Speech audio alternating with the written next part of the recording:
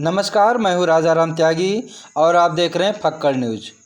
आज मैं अपनी टीम के साथ घूमते घूमते जनपद सुल्तानपुर के भाड़रा ग्राम सभा में पहुंचा, जहां पर बहुजन समाज पार्टी के कुछ नेता जैसे राजकुमार प्रधान, सर्वेंद्र अंबेडकर और सुशील गौतम आदि लोग कुछ मायावती जी के कार्यों को बताने के द्वारा तो कुछ बाबा साहब अम्बेडकर के जीवन के द्वारा और कुछ अन्य उदाहरणों के द्वारा अपने वोटरों को आकर्षित करने का काम कर रहे थे, जिसे मैंने अपने कैमरे में कैद कर लिया। मुझे अच्छा लगा, आप भी सुनिए। फक्कड़ न्यूज। जो बाबा साहब ने वोट देने का अधिकार दिलाया है, उस वोट देने का अक्षरता से जो है अपने सही प्रत्याशी बहुजन समाज पार्टी प्रत्याशी को ही वोट देना चाहिए। अन्य कोई भी प्रत्याशी आता है, लुभावनी वाली बातें भी करता है, तो उनके चक्कर में नहीं आना है। जो वर्तमान सरकार में चल रही हैं, उनके लुभावने वादों को कभी उनके बहकावे में नहीं आना है, क्योंकि उनके वो अब की दोबारा भारतीय जनता पार्टी की दोबारा सरकार बन गई 22 में। फिर उसके बाद में हमारे समाज नहीं, किसी समाज के लोग कहीं भी रोजगार नौकरी देने का काम नहीं कर रहे हैं। सीधे सिर्फ जो है भाजपा सरकार सिर्फ जो है धर्म की राजनीति करती है। धर्म के आधार पर हम लोगों के वोट को जो है वोट आने के समय पे ले लेती है। हमको जो है अपनी पार्टी बहुजन समाज पार्टी जो मानव कांशीराम साहब बनाए हैं, और ये हमारी बहुजन समाज पार्टी के अलावा ये मिशन व मूवमेंट है जो हमारे महापुरुष ने जो है अपना संघर्ष करके आगे बढ़ाया है। उसी मिशन को हम लोगों को जो है हमेशा आगे बढ़ाना चाहिए। और बहुजन समाज पार्टी की जो सरकार बनी थी 2007 में, उसमें जो है आदरणीय बहन जी ने इतना काम करके दिखा दिया है। जो गांव अंबेडकर ग्राम हुआ करते हैं, उस गांव में आप जाकर देख लीजिए, एक भी गली नहीं बची होगी जो सीधे जो है सीसी नहीं हुआ होगा। सीसी का काम आदरणीय बहन कुमारी मायावती जी ने ही शुरू किया है। और जो है प्रदेश में जितनी भी सड़कें थी, उन्होंने जो है बनाने का काम किया। और उन्होंने प्रदेश में अपनी सरकार में रहते हुए मानव कांशीराम शहरी आवास योजना के तहत सबको आवास दिलाने का काम किया है। हर जिले में 500-500 फ्लैट बना करके बहन जी ने निःशुल्क दिया है। उसमें कोई पैसा भी नहीं लगा है, लोग वहाँ रह रहे हैं। लेकिन आज ये परिस्थिति आ गई है कि वो जर्जर पड़ा हुए हैं, उनको जो है मरम्मत कराने की सरकार को ध्यान नहीं दे रहा है। करके कि हमको हक अधिकार व मान सम्मान स्वाभिमान का अगर जीना है तो बहुजन समाज पार्टी की सरकार बनेगी, तभी हमको मान सम्मान मिलेगा। तो सबको जो है हम लोग जो है कर्तव्य है कि सभी को जोड़ते हुए बहुजन समाज पार्टी को 2024 में आदरणीय बहन जी को जो है प्रधानमंत्री बनाने का काम करना है। अपना वोट कहीं इधर उधर नहीं करना है। फक्कड़ न्यूज। लेकिन बाबा साहब डॉक्टर अंबेडकर के बारे में छिपा नहीं है।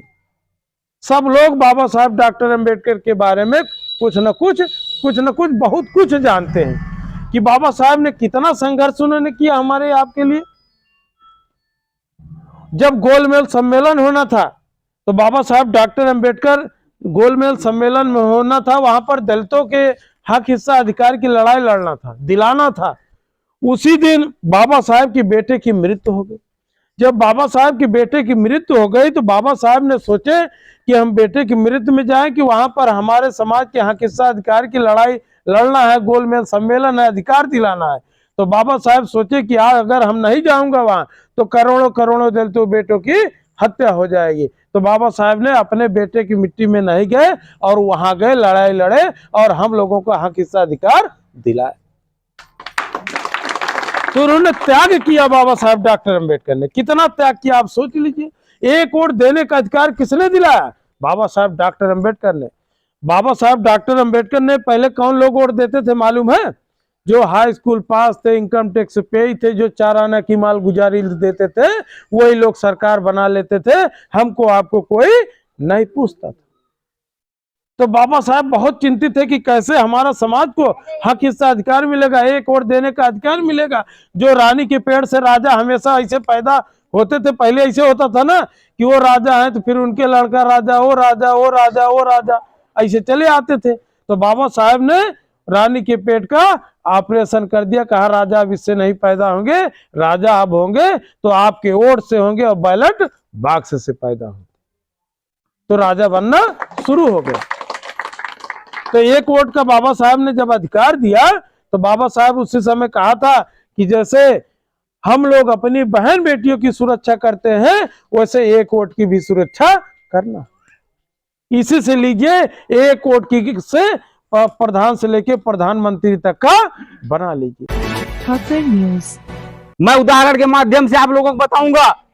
आपने कुत्ता देखा होगा और शेर भी देखा होगा। आप लोगों से बताएं कि शेर में कितनी अच्छाइयां होती हैं।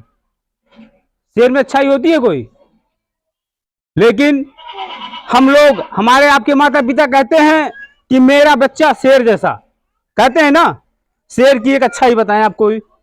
जिस गांव में चला जाता है हाहाकार मच जाता है, जानवर बच्चे बूढ़े को खा जाता है, पूरा गांव की रात रात की नींद हराम हो जाती है। अच्छाई कोई नजर आई? और एक तरफ कुत्ता है, कुत्ते के अंदर 1000 अच्छाइयां।